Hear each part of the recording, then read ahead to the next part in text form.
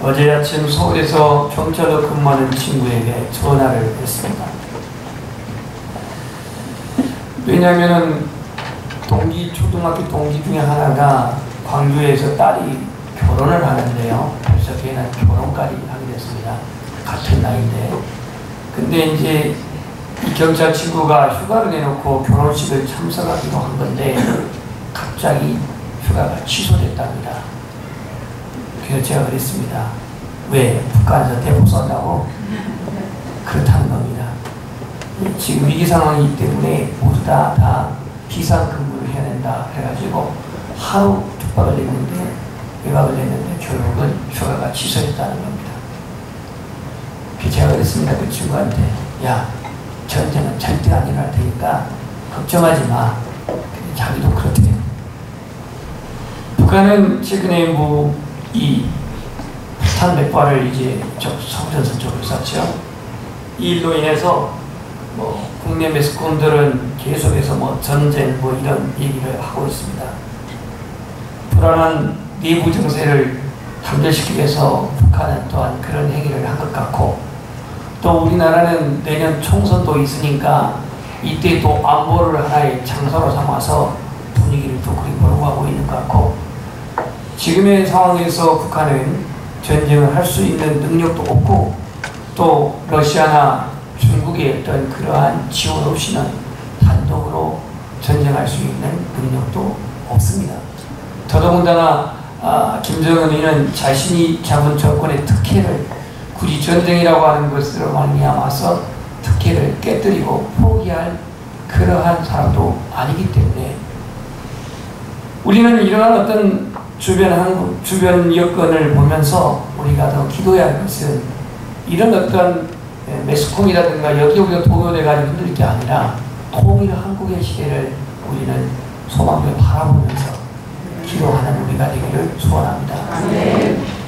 우리나라는 우리가 기도하며 우리가 지켜야지 미국이 지켜준 것도 아니고 더군다나 유엔이 지켜준 것도 아닙니다.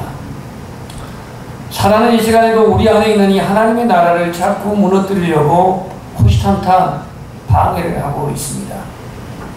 사단이 하나님의 나라를 온전히 빼앗아가는 존재는 아니지만 우리가 하나님의 나라를 누리지 못하도록 사단은 여러 가지 그러한 계기를 통해서 우리를 흔들고 있다는 사실은 우리가 부인할 수 없는 사실입니다. 오늘 본문에 보면은 세례 요한 때부터 지금까지 천국은 침노를 당하나니 침노하는 자는 빼앗느니라 그랬습니다. 도대체 누가 천국을 침노하는 자입니까? 사단입니까? 아닙니다. 사단은 천국을 침노할 수 있는 자가 아닙니다. 여기서 우리의 답변은 세례 요한 때부터라고 하는 시간이 여기에 나와 있습니다. 세례 요한 때부터 천국은 침노를 당한다 그랬습니다. 그러면 세례 요한이 뭘 했길래 천국은 세례 요한 때부터 침노를 당한다고 했을까? 우리는 마태복음 3장에 보면은 이 3장을 잠시 가보겠습니다. 제가 지금부터 약 두째 주 전에 이 설교를 했는데, 회개하라 천국이 가까웠다라고 말씀한 바가 있죠. 3장 2절입니다. 3장 2절. 제가 1절을 읽을 테니까 여러분 2절을 읽으시기 바랍니다. 그때 세례 요한이 이르러 유대 광야에서 전파하여 말하되 회개하라 천국이 가까웠느니라 하셨으니. 자, 이 회개하라 천국이 가까웠다라고 말씀한 천국이 여기서 시작이 됩니다. 그럼 천국을 침노하는 자는 누구냐? 바로 회개하고 예수님께로 돌아오는 자가 천국을 침노하는 자입니다. 왜냐하면 천국을 소유했기 때문에. 결국은 세례 요한 이전에 400년 동안 영적인 공백기가 있었습니다. 영적인 암흑기가 있었다는 얘기죠. 이때 세례 요한이 이 회개의 복음을 전함으로 인해서 그들이 죄를 회개하고 주님께로 돌아왔습니다. 이 회개의 역사가 천국에 들어가는 그러한 천국 입문의 역사이기 때문에 오늘 세례 요한 때부터 지금까지 천국은 침노를 당한다라고 이렇게 말씀하고 있습니다. 오늘도 저와 여러분 안에 있는 이 하나님의 나라 결코 사단에 의해서 그 하나님의 나라가 해방되지 아니하고 그 하나님 나라의 누림을 우리가 잠식당하지 아니하고 이 하나님의 나라를 수호할 수 있는 우리 모두가 되기를 축복합니다.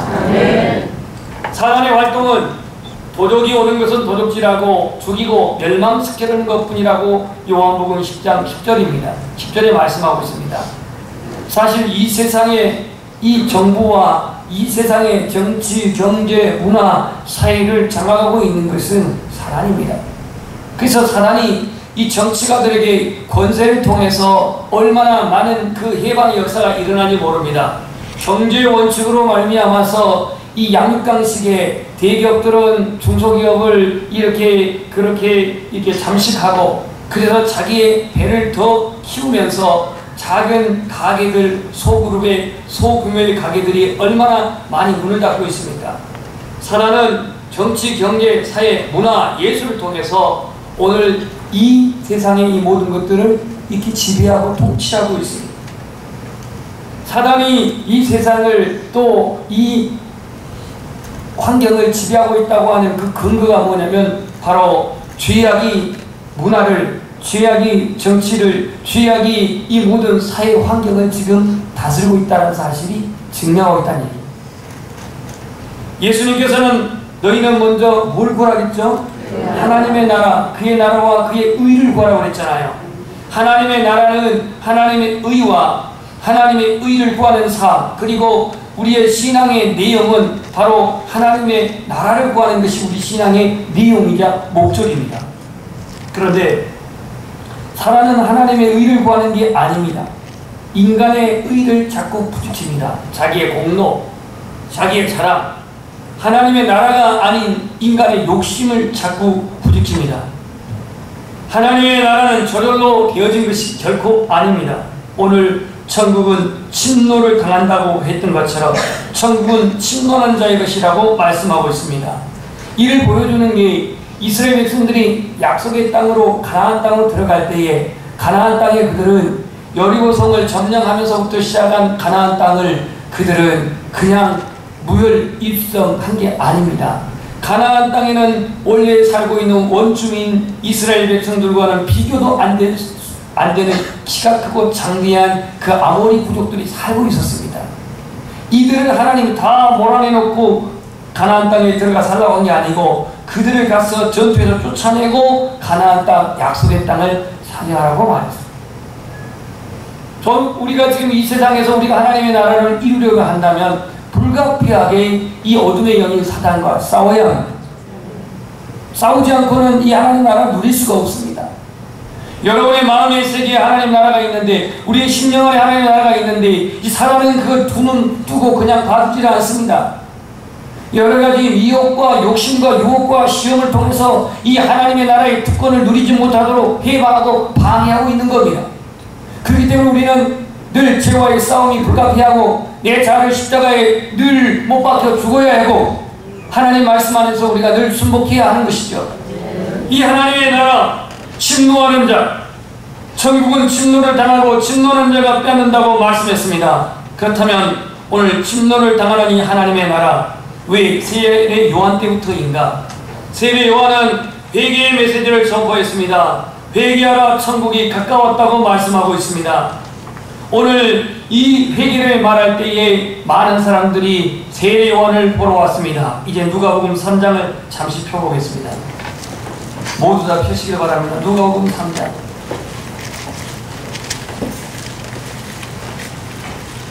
구체적으로 회개가 뭔지 그냥 립서비스 차원에서 나는 죄인입니다라고 이게 회개인지 오늘 세례 요한의 불같은 메시지 앞에 많은 사람들이 광야로 나와 있습니다. 광야로 나온 이 군중들에게 세례 요한이 이렇게 말합니다. 이제 말씀을 7절부터 보도록 하겠습니다. 92페이지입니다. 요한이 세례를 받으러 나오는 무리에게 이르되 독사의 자식들아 누가 너희에게 일러 장차 올 진노를 피하라 하더냐.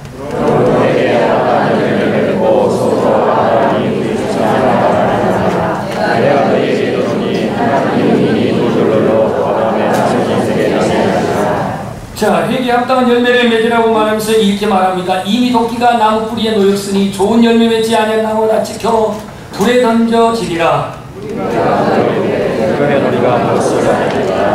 자, 이 회개에 합당한 열매를 맺으라고 말씀하면서 이미 도끼는 나무 뿌리에 놓여있으니 좋은 열매 맺지 않은 나무 찍어 불에 던진다고 하니 여기에 있는 군중들이 청중들이 이제 질문합니다. 우리가 물어 이르되 그러면 우리가 무엇을 하리까? 이렇게 말할 때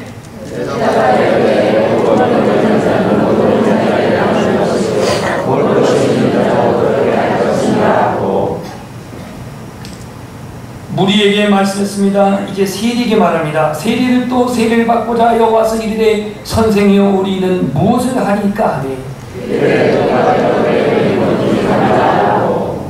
세리를 또 왔고 이번엔 군인들 또 왔습니다. 다같이 군인도 물어 이르되 우리는 무엇을 하리까 하매 이르되 사람에게서 강탈하지 말며 거짓으로 고발하지 말고 받는 금령을 족한 줄로 알라 하니라.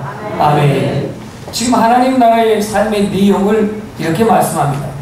너희들이 회개에 합당한 열매를 맺을 때에 두 번 옷이 있는 사람은 한 번 없는 사람에게 주고 음식도 가난한 사람에게 없는 사람에게 나누어 주고 그 다음에 또 이 세리들은 정한 세금 외에는 거기에 더 세금을 거두지 말고 군인들에게는 너희들이 받는 급료 월급을 족한 줄로 여기고 강탈하지 말고 거짓으로 고발하지 말라라고 이렇게 말합니다. 고개를 들어오십시오. 하나님의 나라는 이처럼 나눔에 있고 섬김에 있고 그리고 이렇게 같이 공유하는 데 있는데 세상 나라는 그렇지가 않습니다. 세상 나라는 어떠한가요? 내가 더 가져야 돼. 소유해야 돼. 출세해야 돼. 내가 더 높임 받아야 돼. 내가 더 높은 자리에 이루어야 돼. 이런 세상적인 가치관과 오늘 이 천국의 가치관은 어떻게 다릅니까? 가진 자는 나누라는 것. 예수님은 철저히 그렇게 말씀했습니다. 그래서 이 천국은 침노하는 자의 것이다 그랬는데 천국은 침노를 당한다 그랬는데요. 오늘 우리가 회개하고 예수 그리스도의 그 사랑으로 말미암아 나눌 때에 하나님의 나라는 더 확장될 줄 믿습니다. 지경이 넓혀질 줄 믿습니다. 세상적인 가치관, 다시 말하는 사탄의 통치는 어떻게 해서든지 내가 출세하고 내가 성공하고 나의 이름이 존귀케 돼야 되고 내가 성공해야 되고 더 많이 가져야 되는 자가 성공한다고 말하지만 천국의 가치, 하나님의 나라의 통치는 누가 때리면 더 맞으라고 말하고 있고 겉옷을 달라고 하면 속옷까지 내어주라고 말하고 있고 심지어 핍박하는 자에서 기도하고 원수를 사랑하라고 말합니다. 우리 둘째 아들이 학교에서 가끔 무슨 일이 벌어지는지 오게 되면은 여기에 멍들어. 한 번도 저는 멍들이 때려본 적도 없는데 도대체 어떤 놈이 멍들이 이렇게 때릴까 물어봤는데 1년 선배 체육학과 출신이 아마 이렇게 그 학교에 왔는데 얘가 때린가 봐요. 왜 너냐? 이유가 있는 것 같아요. 얘가 노래를 잘해서 또 인기가 있어서 또 얼굴도 잘생겨서 이건 이제 아버지 생각이고 아버지 생각이고 아니 멍들어 오는 거야 이게. 아니 제가 기분 좋겠습니까? 아들이 멍들어 왔는데 여러분 같으면 기분 좋겠어요? 안 좋겠죠. 화는 나지만 그렇다고 목회자 신분에 가가지고 너나 어떤 놈 때렸어. 손이 버럭버럭지면서 그놈 제가 뭐 지하보다 못하겠습니까? 만약 못하겠습니까? 그래서 기도합니다. 하나님 저 아들을 때리는 그놈의 마음을 변화시켜 주옵소서. 목회자로서 더 할 수 있는 게 뭐겠습니까? 심지어는 얼마 전에 뭐 한 1, 2년 전에 고양이도 집에 나가고 얻어 터져오면 손이 아프거든요. 고양이. 얻어 터지면 어디 튀어나가가지고 이렇게 터져고 튀어나가가지고 피를 막 그거 나오냐. 그래서 저는 막 그냥 고양이도 화풀었어요. 이 맞아 죽이도 막 이렇게 터져고. 세상 나라는요, 한 대 맞으면 보복이에요. 북한이 뭐 한 대 때리니까 우리나라는 10배로 더 갚자고 뭐 포를 36발을 쐈다냐 어쨌거나. 근데 이건 사실 하나의 나라의 마음은 아닙니다. 그래가지고 뭐 일이 풀어지지 않아요. 초대교회 보면요, 가르침을 서로 받아 교제하고 떡을 떼며 기도하기를 힘쓰고 물건을 서로 통용하고 자기 소유를 팔아 각 사람 필요를 따라 나눠주고 날마다 마음을 같이 성전에 모이기를 힘쓰고 떡을 떼며 순전한 마음으로 음식을 먹고. 아마 지금 초대교회처럼 여러분들은 아마 머리 터질 거야. 네, 날마다 모인대. 날마다. 지금 바빠 죽겠는데 날마다 모인대. 기도에 힘쓴대. 아이고. 떡을 떼며 순전한 마음으로 음식을 먹고 마음을 같이하여 성전에 모이기를 힘쓰고. 이게 바로 하나님의 나라지요. 하나님의 나라. 그래서 이 하나님의 나라는 회개하는 자에게 하나님 나라가 임하는 것이고 예수 그리스도를 믿는 자에게 그 하나님의 나라는 이루어지는 거예요. 그래서 세리 왕제로부터 천국은 침노를 당한다고 했습니다. 중요한 것은 여기서 가치관입니다. 한번 고백합시다. 회개를 통한 가치관의 변화. 회개를 통한 가치관의 변화. 오늘 우리는 예수님을 믿고 있지만, 예수님을 사랑한다 하지만, 하늘 소망을 갖고 있지만 여전히 우리 가치관은 천국의 하나님 나라의 가치관보다는 이 보이는 세상의 가치관에 더 매력을 느끼고 있는 것이 사실입니다. 그래서 오늘 회개하라고 하면서 오늘 세리요한은 누가복음 오늘 본문에서 회개에 합당한 열매를 맺으라까지 말하고 있습니다. 회개는요, 입술의 고백만이 아니에요. 180도의 방향을 전환하는 거예요. 하나님께로 방향을 전환하는 거예요.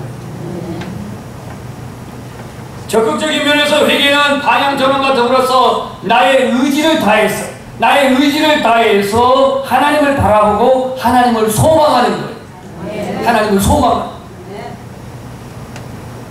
진정한 회개를 위해서는 십자가를 알고 십자가를 이해하고 십자가를 체험하고 십자가의 신앙을 실천해야 돼요.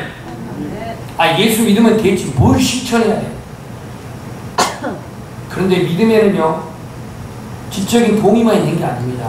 우리 한번 따라서 믿음에는 지적인 동의와 의지적인 순종이 따라야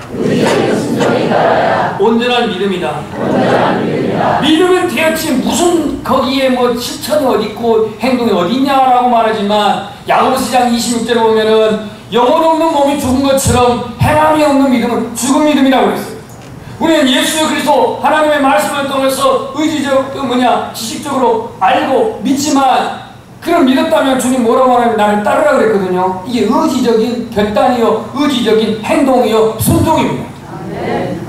우리는 지적인 동의와 지적인 수용은 하지만 의지적인 순종, 의지적인 결단이 너무 약해요. 회개에 합당한 열매는 의지적인 결단을 가지고 죄는 버려야 돼요. 하나님의 말씀과 어긋나는 것은 버려야 돼요. 내 안에 지금 성령이 탄식하고 있는 그 습관은 버려야 돼요.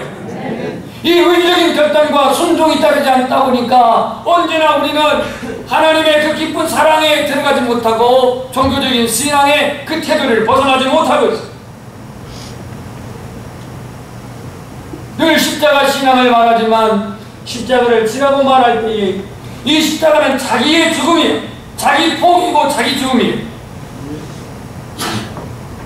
오늘 우리는 세상에 너무 익숙해져 있어요. 세상에 익숙해져 있는 그것을 내려놓는 것, 포기하는 게 얼마나 어렵습니까? 너무나도 유치한 질문 같지만 여러분 예배의 가치와 형제들의 모임, 단합대회, 회사의 어떠한 그런 단합대회, 이게 기도의 가치가 동일합니까? 아닙니다. 이 예배의 가치를 왜 상대적인 그런 회사의 모임과 형제들의 모임의 가치하고 비교를 합니까? 오늘 십자가 나의 신앙을 한다면, 하나님께 예배의 소중함을 안다고 한다면, 다른 모임은 설사 뒤로 밀리든 아니면 토요일날 미사하든 그렇게 해서라도 하나님 앞에 예배하는 것이 우리의 신앙의 퍼스트예요. 하나님께 감사하는 드림이 먼저냐, 아니면 절금을 하고 갯돈을 붓고 노후대책 연금을 만드는 게 먼저이냐?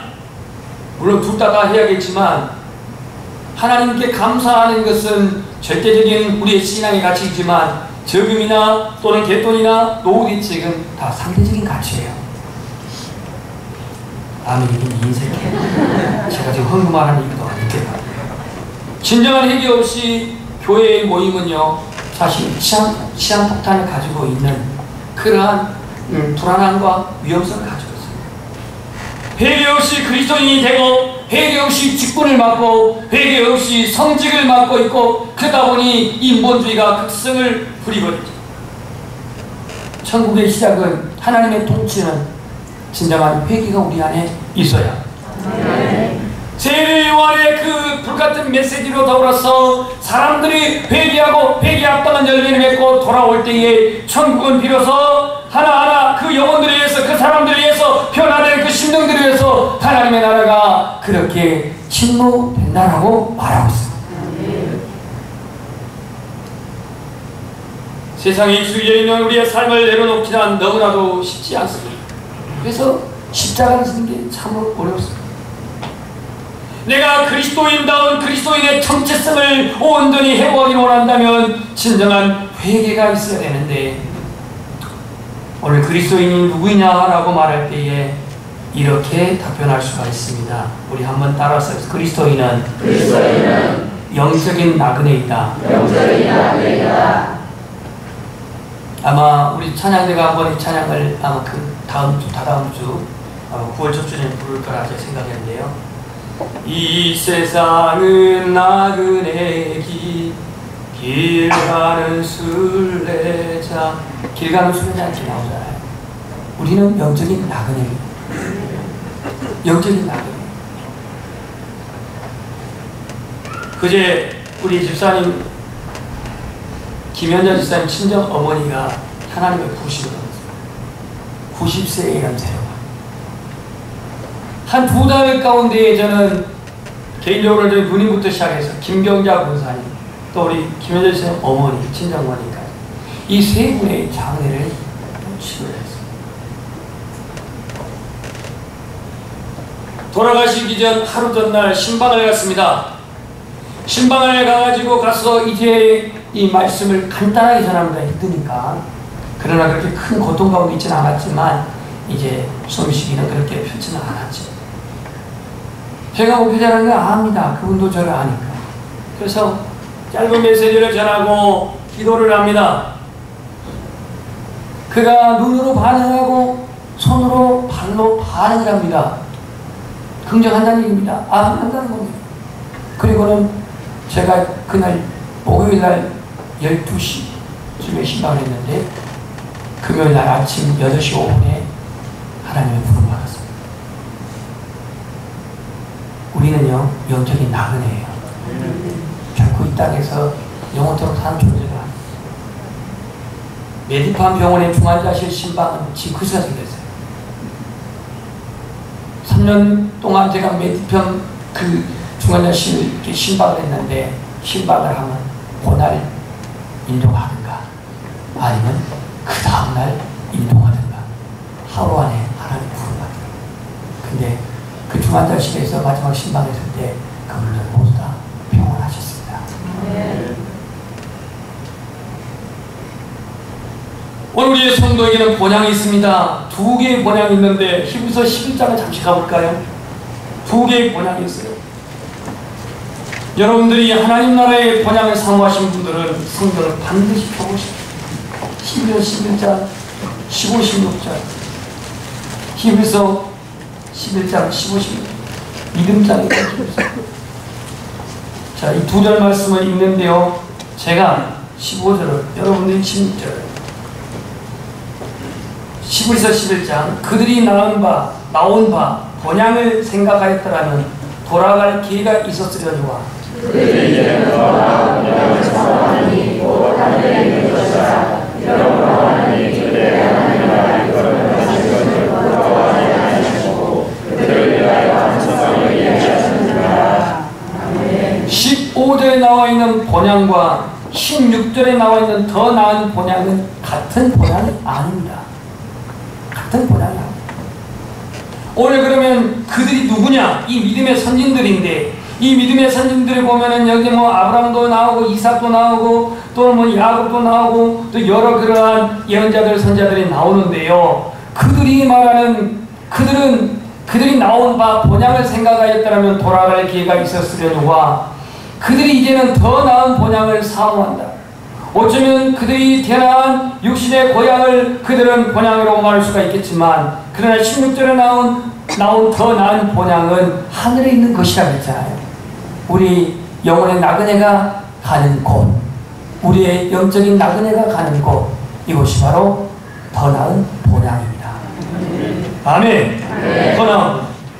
그런데 오늘 이 사도 세례 요한이 뭐라고 하냐면, 이처럼 하나님이 너희를 부르셔서 더 나은 본향, 다시 말해서 이 영적인 나그네로 너희를 불렀는데 너희들이 어느 순간에 그 정체성을 잃어버리고 그 세상에 관심을 두고 살아가는 이들에게 회개하라, 천국이 가까웠다, 너희에게 더 나은 본향을 너희들이 회복하라, 이렇게 말씀하고 있는 거예요. 우리 인생은 강건해야 70이고 80이라고 오늘 100세 시대에 100세까지도 산다 할지라도 영혼의 시간에 비하면 한 밤의 정점이라고 했어요. 이 짧은 인생을 살면서 이 나그네 길이 힘들고 어려워 신앙을 포기하는 사람들이 있습니다. 지금도 아마 그런 생각을 갖고 있는 분이 있을지 모르겠어요. 나그네는 한 곳에 정착하지 않습니다. 여러분들이 나그네인데 어느 지역에 살만한 곳이 있으니까 거기에 정착해서 가진 돈을 다 투자해가지고 부동산을 사서 거기서 사는 사람은 나그네가 아닙니다. 우리가 이 세상 살아가는 데 있어서 영적인 나그네이기 때문에 이 세상에다가 무슨 소망을 두고 다 투자하고 있다면 이거는 영적인 나그네의 삶이 아니죠.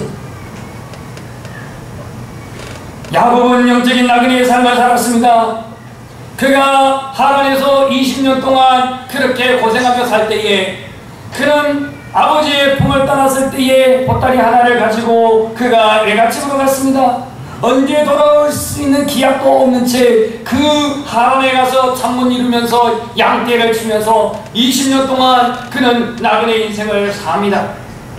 그리고 때가 되어서 그가 다시 고향으로 돌아오는데, 그가 하나님 앞에 소원한 바가 창세기 28장 사닥다리 언약 속에서 내가 돌아와 이곳에 성전을 세우겠고 오늘은 11조를 드리겠다고 언약했던 약속은 까마득하게 잊어버리고 세겜 땅에서 그는 10년 이상을 머물게 됩니다. 10년 이상. 그 10년 동안 뭘 했습니까? 자기를 위해서 집을 짓고 사업체를 거기서 차립니다. 사업체를 찾다는 것은 양떼들을 위해서 우리간을 지었다고 말하고 있습니다. 사랑하는 외동딸 티나는 세겜 여자를 보러 나갔다가 그 세겜의 그 추장 아들에게 성폭행을 당합니다. 영적인 나그네의 그 삶을 잃어버렸던 바로 그 삶의 환경이 바로 이 세겜 땅이었습니다. 이에 대해서 성경 기자는 어떻게 기록하고 있는지 35장 9절에 보겠습니다. 창세기 35장 9절. 오늘 성경은 제가 3번을 지금 찾고 있는데요. 35장 9절. 35장 9절. 찾으시기 바랍니다. 35장 9절. 베델의 언약의 35장 베델인데 9절을 한번 읽어보겠습니다. 9절입니다. 다 같이 읽겠습니다. 시작. 야곱이 바다에서 돌아오매 하나님이 다시 야곱에게 나타나사 그에게 복을 주시고. 자, 지금 35장 1절부터 8절까지는 이 야곱이 베델로 올라가서 하나님 앞에 제단을 쌓고 하나님 앞에 번제를 드리고 하나님께 예배를 드렸던 그 장면인데, 9절에 뭐라고 말하냐면 야곱이 밧단 아람에서 돌아오매 이렇게 기록하고 있습니다. 어디서 지금 온 거예요? 세겜에서 왔죠. 세겜에서 10년 이상을 살다가 왔는데 왜 세겜을 빼버리고 갑자기 중간 생략해버리고 밧단 아람에서 돌아오매 이렇게 말씀을 했냐 이거예요. 성경의 저자가 도대체 의도하는 바가 뭐냐. 야곱의 영적 나그네로서의 그 삶의 세겜 땅 10년은 하나님이 전혀 계산할 수 없는, 하나님의 언약 속에 있는 시간이 아니고 하나님과 관계없는 그러한 시간이었어요. 다시는 기가도 싫은, 다시는 추억하기도 싫은. 왜냐하면 거기서 10년을 살다가 거기에 그 딸은 폭행을 하고 이것을 보복 차원에서 시몬과 레위가 그 세겜 땅에 있는 모든 남자들은 모두 죽여버리고, 그리고 거기 있는 모든 가족들을 다 빼앗아버리고, 이거는 많이 죽인 것이 학살입니다. 학살. 무고한 그 모든 남자들 다 죽여버렸습니다. 이로 인해서 가나안 부족들을 자극시켜가지고 이제는 연합군대가 이 야곱의 집을 완전히 멸절시켜버릴 위기에 놓였던 그것입니다. 그럼에도 불구하고 하나님께서는 이 야곱을 버리지 않았습니다.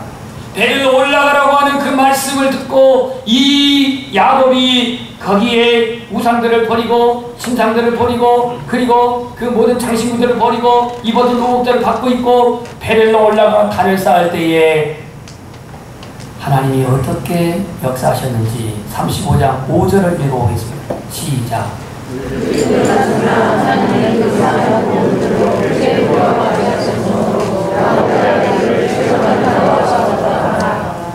아멘. 하나님께 순종하고 베델로 올라가니까 거기에 있는 가나안 부족들이 저 야곱 저 집안을 뭉개자 하고 그렇게 결의되어 있지만 아무도 출입하는 자가 없도록 하나님이 그 고을들을 두렵게 하였다 그랬습니다. 자, 여러분 고개를 들어보시죠. 영적 나그네로서의 이 야곱은 그동안에 하란 동에서도 20년 동안 살면서도 그는 신앙을 잃지 않고 그렇게 살아왔습니다. 그리고는 또 약복강에서 하나님을 만나고 이름이 이스라엘로 그렇게 개명이 되었습니다. 이런 하나님의 은혜를 충만하게 받았던 이 야곱이 세겜 땅에 10년은 영적인 나그네의 삶을 상실해버린 시간이 되었습니다. 오늘 우리는 이 세상 살면서 하나님의 나라에 갈 때까지 영적인 나그네임을 온전히 확신하십시오. 영적인 나그네의 삶을 살지 못한 이유는 왜인가? 아직도 나는 세상에 관심이 너무 많아. 아직도 나는 욕심이 너무 많아. 천국에 대한 소망이 없어. 이 땅에 있는 것들이 너무 화려해서, 그래서 땅에 있는 것을 자꾸 취하고 살려고 하다 보니까 내가 영적인 나그네의 신분을 망각해. 하나님 오라 하면 모든 것을 내려놓고 가야 되는데 이걸 망각한다 이거예요. 여러분 마음에 천국이 있습니까? 영적인 나그네입니다. 오늘 우리가 이 세상 살아가는데 믿음으로 살기가 어려운 건 왜입니까? 성결하게 거룩하게 살아가는 게 어려운 게 왜입니까? 그만큼 우리의 삶 속에서 사단이 우리를 해방하기 때문에 이를 극복하기가 우리가 어렵기 때문에 그만큼 믿음으로 사는 것이, 성결하게 사는 것이 힘든 것이죠. 우리 안에 하나님의 나라의 주권과 하나님의 통치권이 온전히 이루어지기를 기도하십시다. 교회는 다니는데 아직 하나님의 주권에 내가 인정하지 않고 하나님의 통치 안에 들어가지 않는다면 여전히 우리는 힘듭니다. 하나님의 은혜를 받고 하나님의 나라를 충분히 누린다면 우리는 세상에서 어떤 유혹이 온다고 이길 수 있습니다. 하나님의 말씀이 나를 다스리고 통치하면, 하나님과 내가 연합하게 되면 우리는 어떤 상황에서도 성령 안에서 의와 평강과 희락을 누릴 수 있습니다.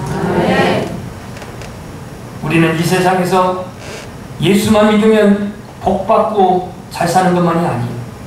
이것만 생각하니까 우리가 오히려 예수님 믿으면요 복도 받지만 시험도 오고 시련도 오고 고난도 옵니다.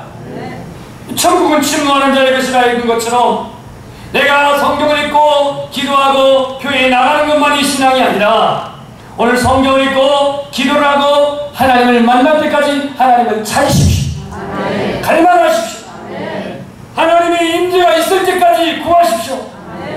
하나님의 나라는 내 자신이 머릿속에서만 인정하는 게 아니라 내 심령 안에서 그 하나님의 나라를 누릴 수 있도록 하나님의 얼굴을 구하시고 성령의 임재를 구하시고 하나님의 말씀의 응답을 체험하시고 하나님의 나라는 한번 누리는 게 아니라 계속 지속해서 누릴 수 있도록 네 안에 있는 이 하나님의 나라를 사단에게 결코 유리당하지 않도록 끝까지 사수하고 수고할 수 있기를 원합니다.